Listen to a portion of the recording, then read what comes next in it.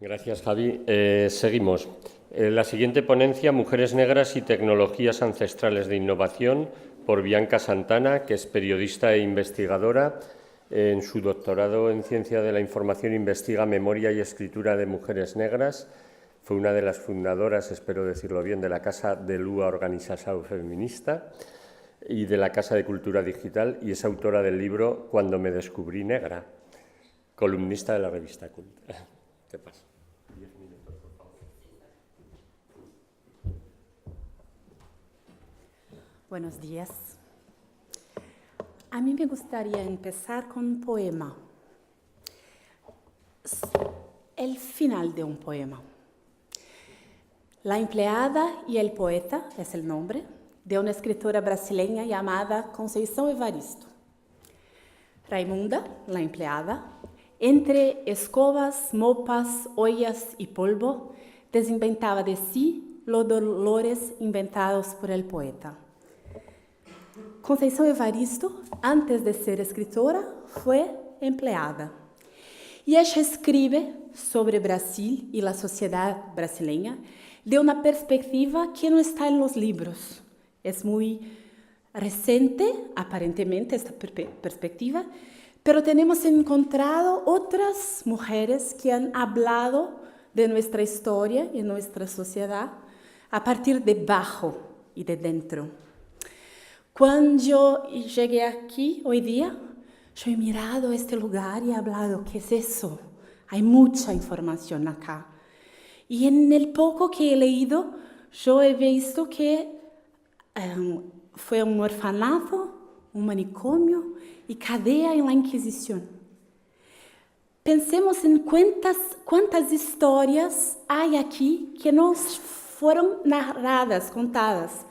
Nosotros conocimos una parte y una perspectiva de la historia de este lugar donde estamos hoy día.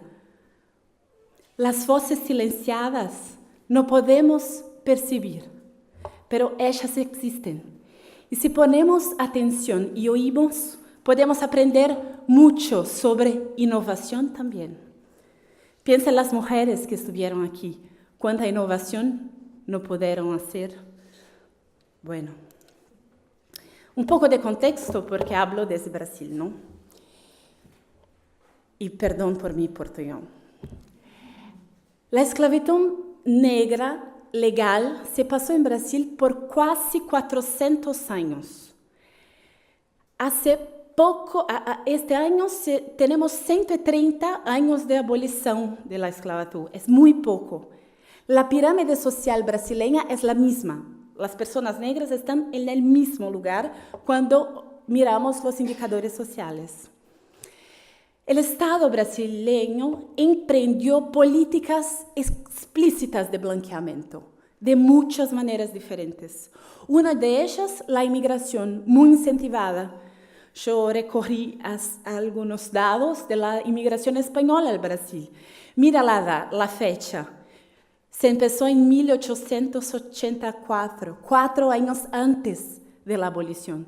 Entonces fue una política del Estado. El trabajo libre no es para las personas negras, es para las personas blancas. Y en esta política de blanqueamiento, la miscigenación fue muy estimulada, con mucha violencia, y muchas leyes, por ejemplo, que impedían a las personas negras de accesar en las tierras. Entonces, todo era para que las personas negras no existieran más. Pero hoy día somos 54% de la población. Y ese es uno de los datos que nos muestra cómo poco ha cambiado. Entonces, para hacer el mismo trabajo, un hombre blanco en Brasil gana 100% de un salario, en cuanto una mujer negra gana menos de 40% que él, con la misma formación para hacer las mismas cosas. Este es un dado, tenemos muchos otros.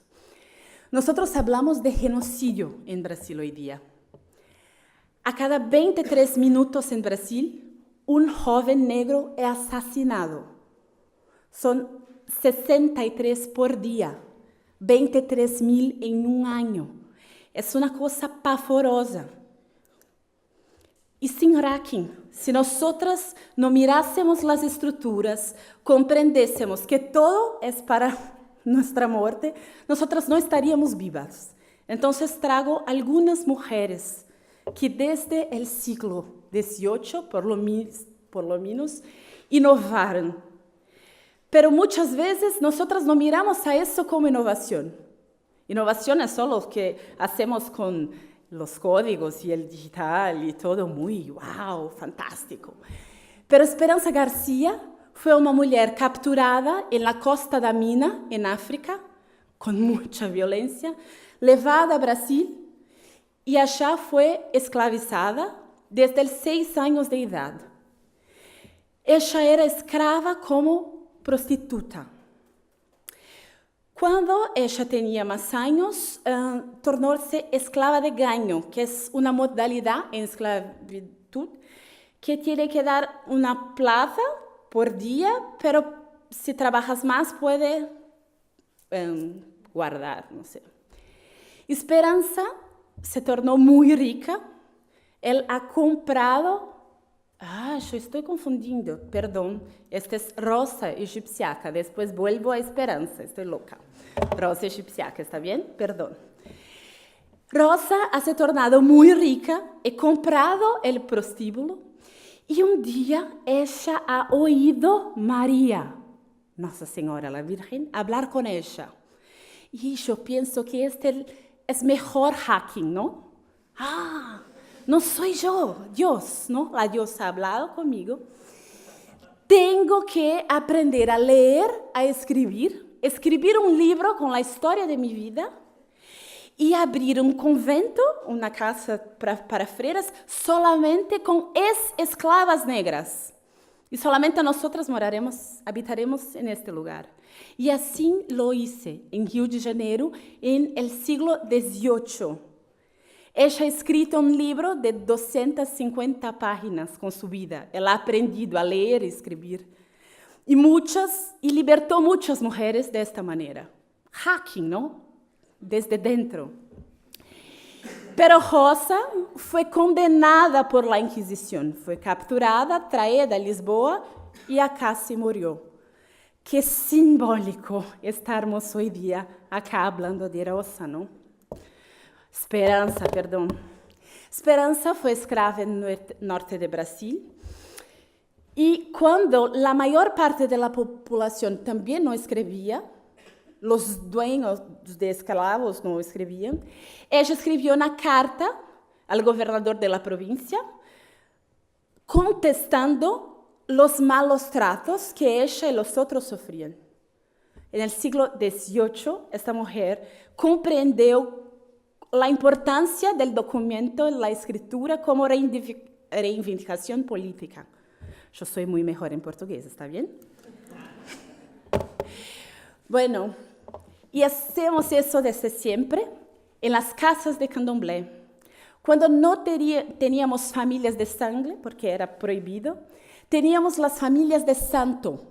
Las madres y los padres de santo articulaban toda una comunidad de resistencia, de vida, sobre vida, a partir de la religiosidad. Cuando llamamos candomblé religión, es muy poco. Es como si la espiritualidad estuviese toda conectada con la vida.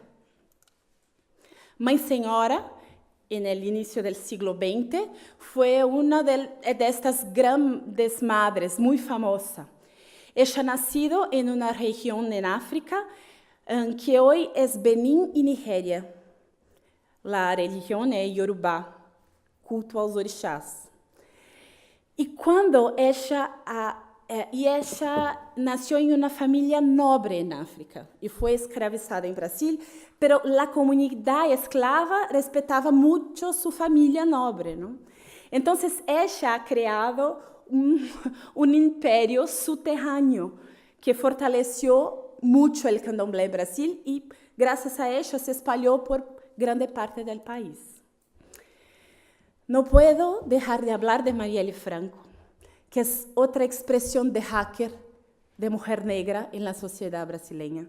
Ella no fue una de las primeras electas en Brasil. En el comienzo del século XX já tínhamos mulheres negras electas, porque hackeamos de muitas formas.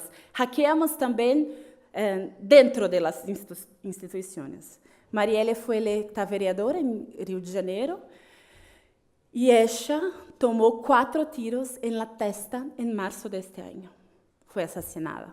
E hasta hoje dia, o governo brasileiro não sabe quem ha matado a Marielle. É como uma mensagem muito clara a todas nós. Ustedes não vão hackear a nada. Ustedes podem tentar. Todo vai ser sempre muito difícil. Ok, Marielle foi à universidade, saiu da favela, foi eleita, construiu todo com todas as possibilidades contra e depois foi assassinada. Não tenho mais tempo, mas depois vocês podem mirar mãe doutora Alessandra, que é uma madre de santo e também doutora na universidade, e produz conhecimento desde a Fazenda Roseira, que é uma fazenda onde viviam acá na Casa Grande os donos de todo e os escravos também. E hoje dia é uma ocupação cultural muito intensa, interessante, que tem também curso de pós-grado. Então, temos todo allá. A dança, o jongo com os tambores e também a ciência, como todos gostam de pensar que é wow, super.